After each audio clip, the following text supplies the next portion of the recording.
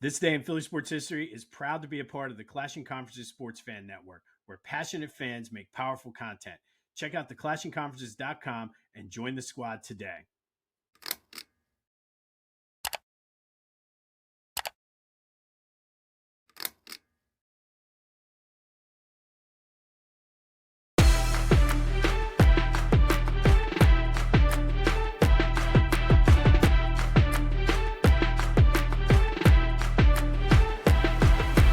What's up, everyone? Welcome to This Day in Philly Sports History for June 12th, 2026. I'm your host, Jim Montgomery. Welcome to a Feel Good Friday edition of the podcast. We got a big show today, so let's get right into it. First and foremost, huge series coming up this weekend for the Phillies out in Milwaukee against the Brewers. Essentially, since Don Mattingly took over, these two have been the best two teams, the two hottest teams in the National League. Phillies are throwing Andrew Painter tonight, Nola tomorrow, Christopher Sanchez on Sunday. We'll see. Hopefully the offense can continue. They are facing Mizrowski tonight, who is a strikeout machine. So the Phillies might strike out 25 times as a team tonight. Could get ugly, but it's a good opportunity for Andrew Painter to sort of solidify his spot in the rotation. I don't know if they're just going to continue to roll with him, kind of let him take his lumps and learn from it. But it has been, now the last time out they did score enough runs to win. But it has been a glaring weakness in what has otherwise been a pretty solid rotation. Could kind of use him to be more bad Aaron Nola. But we'll see. Maybe they'll shock the world tonight, but yikes. They could strike out 25 times tonight. They did make a trade, Adolis Garcia. Something tells me his shoulder is a lot worse,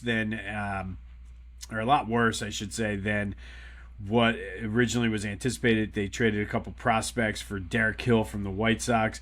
Not really expecting him to be a huge upgrade offensively, but helps fill that void left defensively. But big series, looking forward to this one. One of those measuring sticks. Yes, it's mid-June, but still good to see where you stack up against one of the better teams in the National League. I mentioned the World Cup got underway last night. The United States plays in LA tonight at 9 o'clock. Hopefully they can start off the tournament with a win. And then, of course, this weekend, first game in Philly, the Ivory Coast takes on Ecuador Sunday night at 7. World Cup fever, baby. Also this weekend is Game 6 of the NBA Finals. New York could literally collapse. Like, I know they were joking about taking the Statue of Liberty down.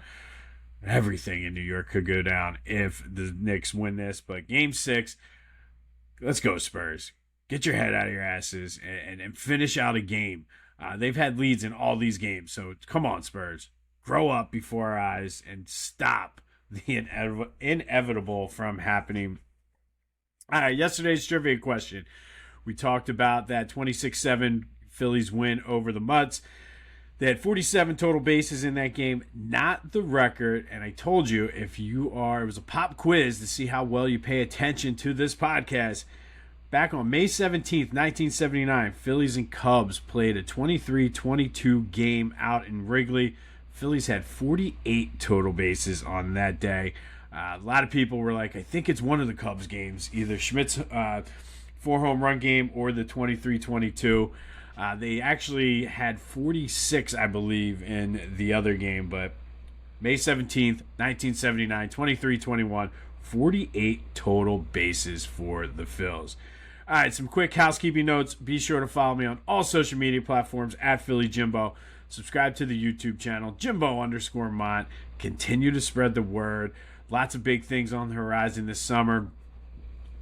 Got to get through today at the day job, and then things really kind of opened up. I get a lot more time in the afternoon, so I have some visual tweaks. As you can see, my office is an absolute mess.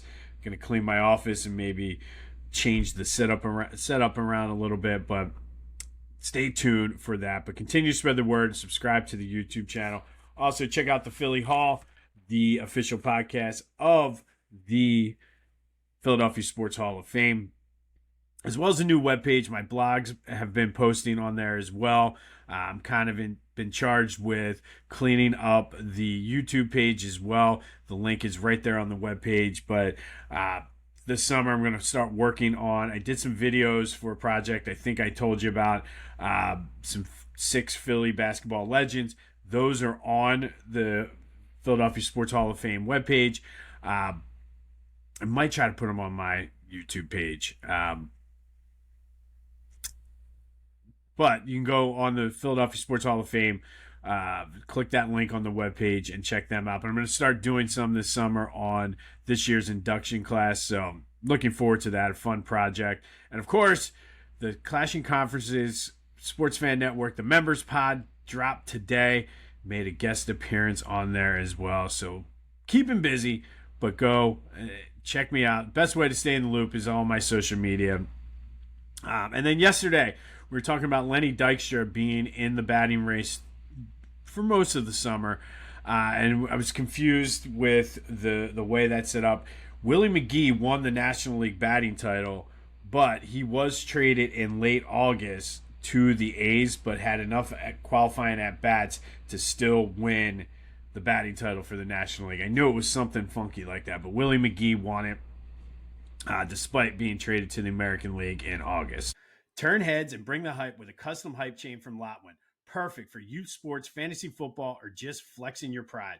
Go to Lotwin.com, use the promo code TCCPOD for 10% off your order. That's Lotwin.com, promo code TCCPOD for 10% off. Get your custom hype chain and get hype with Lotwin. All right, June 12th. First, we're going to go back to 1959. And on this day in 1959, the Phillies lost to the Giants 3-0. They were no-hit through 5 innings by Giants pitcher Mike McCormick. Richie Ashburn gets a hit, breaks up the no-hitter in the top of the 6th. However, due to rain, the game was suspended, later called, given to the Giants. They revert back to the last full complete inning played, which was the 5th. So the Phillies did get no-hit officially in a 5-inning game. Years later in 1991, though, Major League Baseball said, hold up. No, you got to go play a full game plus to be considered a no-hitter. So Mike McCormick loses the no-hitter. So the Phillies unofficially were no-hit in a game where they were no-hit. Then Richie Ashburn broke it up. Because of rain, they were no-hit.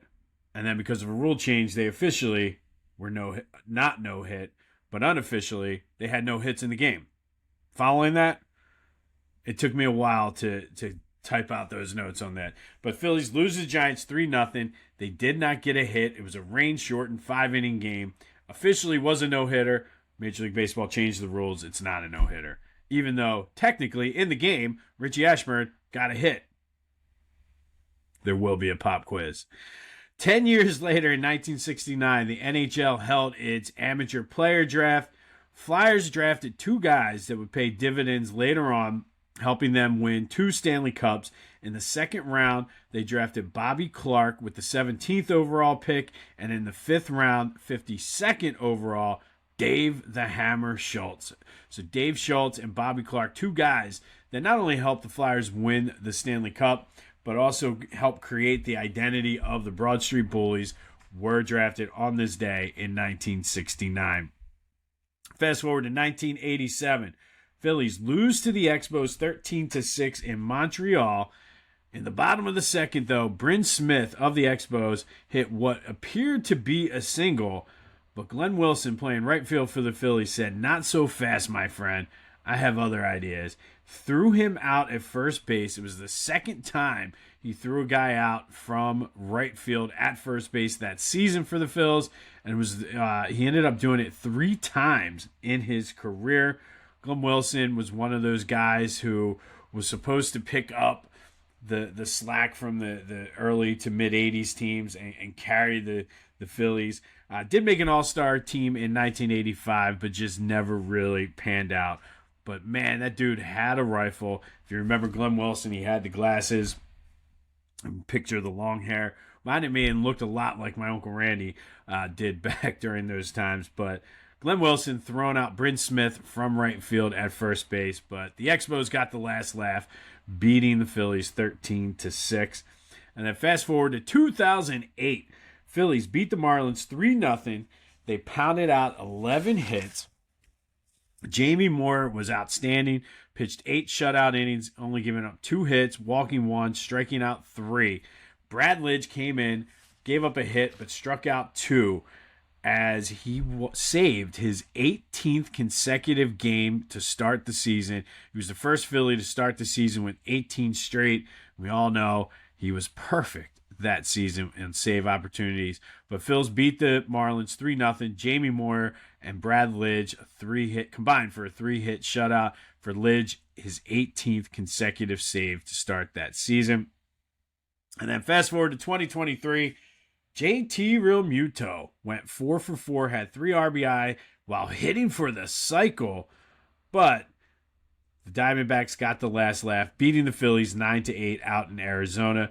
JT became the 8th player to hit for the cycle for the Phillies, the 9th time a Phillies player had done it, but it wasn't enough as the Diamondbacks beat the Phils 9-8 that day.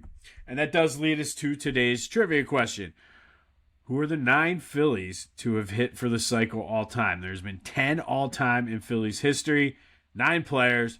Who's done it? 267-495-8531. That's the Back to the Future voice and text line.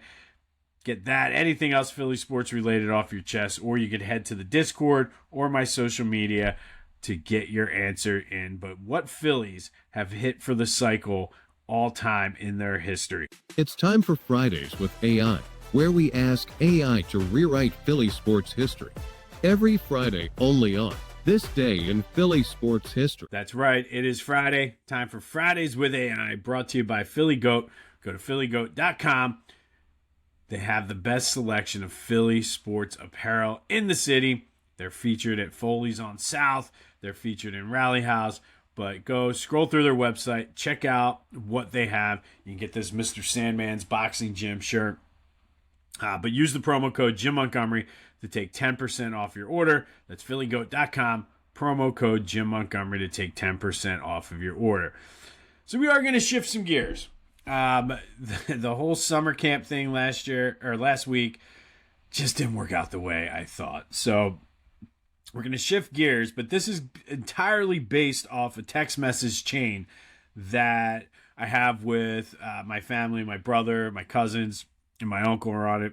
The aforementioned Uncle Randy, ironically enough. But Uncle Randy is old school, obviously, but feels that Wilt Chamberlain is the greatest player to ever play the game. Loves that 66-67 team. We had a long conversation about whether or not that team is one of the greatest of all time. And I think it was like 1980, sometime in the early 80s, whenever it was the NBA's 35th anniversary, they were voted the best team in NBA history. Since then, there's been quite a few teams that have laid claim to that. You had the 95-96 Bulls, some of those Celtics teams, some of the Lakers teams, the 16-17 Warriors.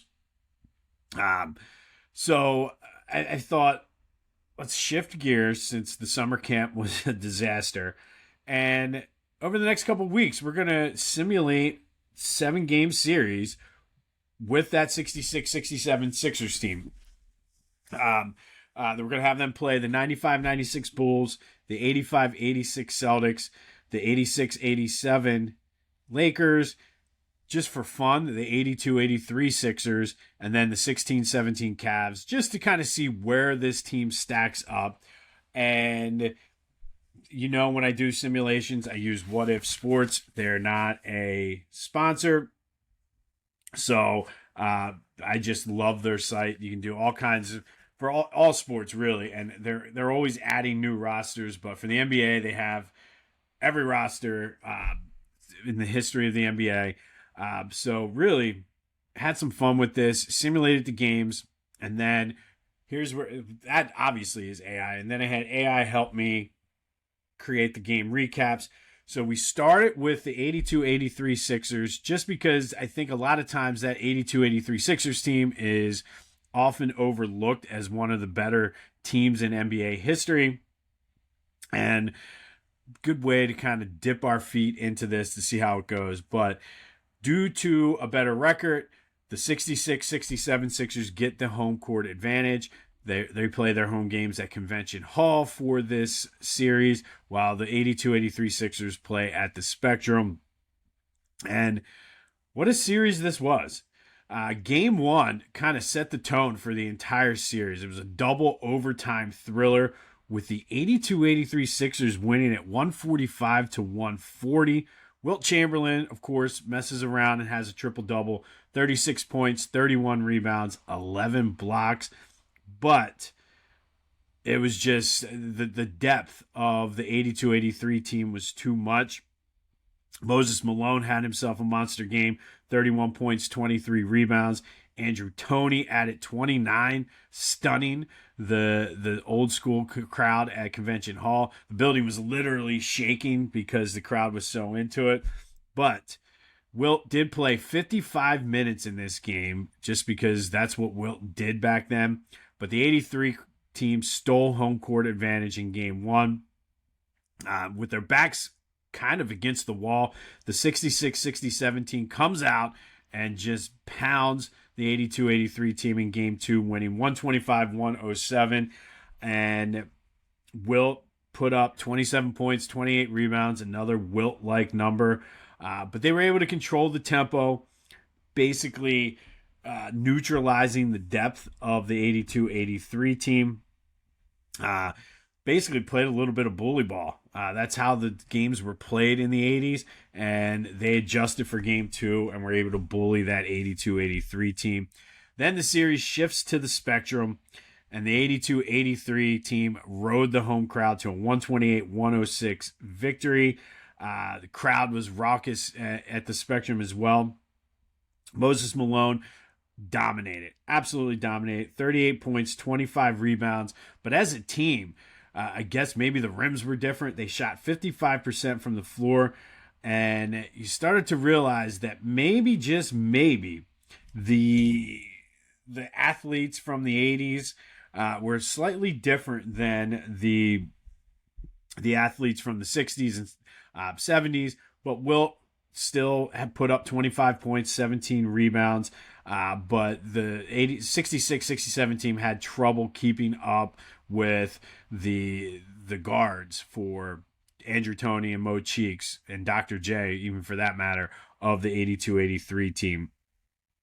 And then pivotal game 4, again, backs against the wall. Who steps up? It's Wilt.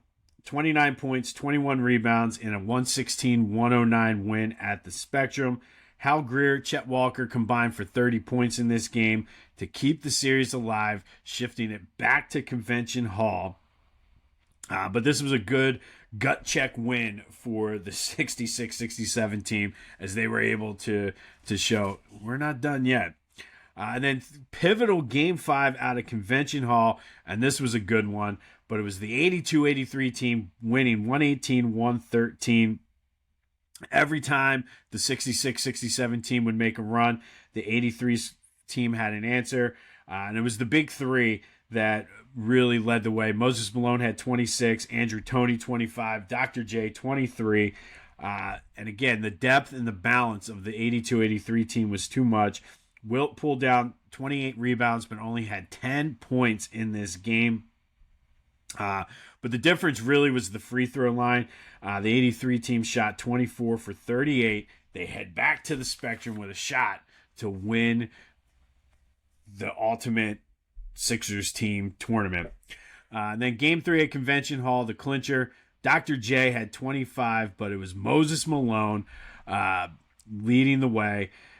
He just was too much for the other guys. He and Wilt went back and forth this entire series as the 82-83 Sixers team won going away 126-107. Again, they kept their hot shooting up, shooting 57% from the free throw line as they staked the claim for the ultimate or the best team in Sixers history. So some takeaways for me from this simulation. One, Moses was probably very underrated all time. He won the MVP, by the way. Could have made the argument that Wilt did it with a triple-double and averaging 20 points, 20 rebounds, but Moses just was too much for that team and the balance and the depth of that team. But I think what it proved to me is, yes, like Dr. J and Andrew Toney, Mo Cheeks, those guys were way more athletic than guys like Chet Walker and Wally Jones and those guys on that team. But Wilt proved that he could play, at least in the 80s era of basketball, and still be a dominant force. The Spectrum, the 82-83 team had a big home court advantage. But there you have it. The 66-67 team didn't expect them to lose the first series to the 82-83 Sixers. That was just thrown in there as more of a, let's do this just because. But that's how it goes sometimes. But I like I said, the big takeaway for me is Wilt could play in at least that era. As we get into the 90s and even the later 80s with the Celtics and the Lakers, we'll see how that team matches up. And speaking of that, next week, the 85-86 Celtics will take on the 66-67 Sixers. But what are your thoughts? With that 66-67 team, could they compete? I know somewhere my Uncle Randy is not happy about it, but I think it proved his point that Wilt could play in any era. But let me know your thoughts on that tournament.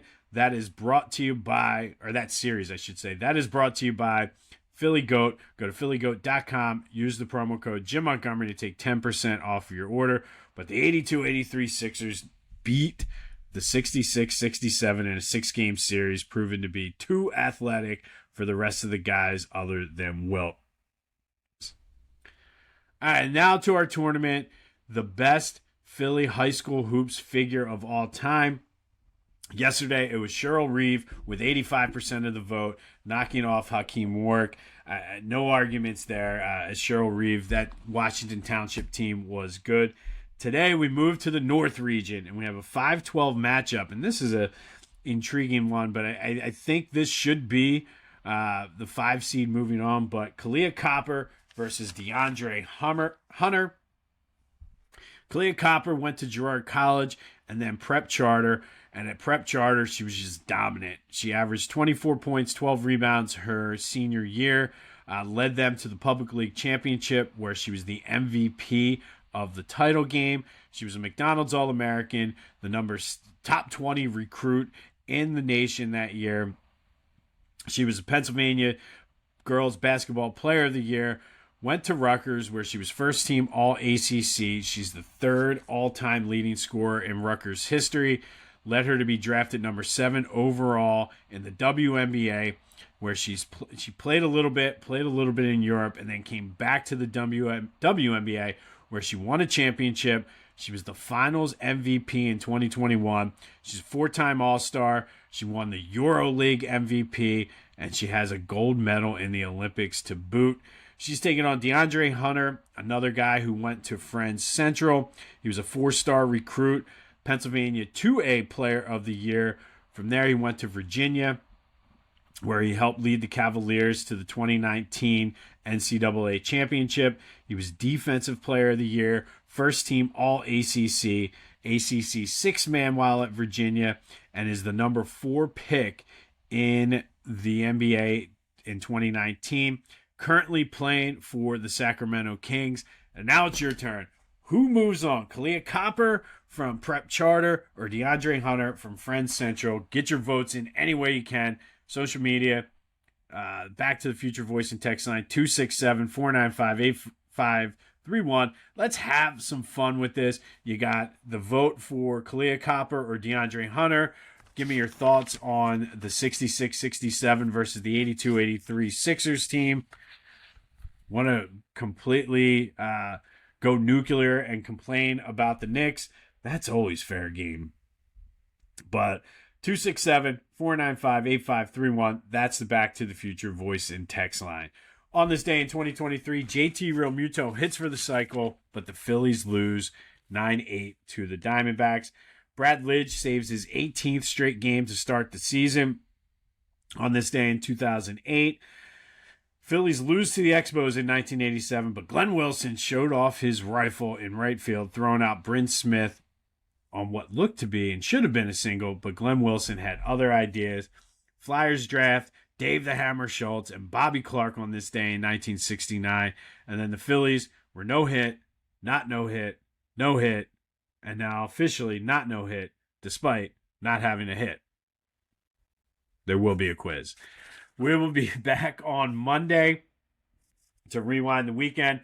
Big Phillies Brewers series this weekend. Looking forward to that. Of course, the NBA Finals. And then Rod Brind'Amour is on the brink of winning a Stanley Cup as head coach of the Hurricanes. What a series that has been. That's been great. And it kind of just goes to show you how,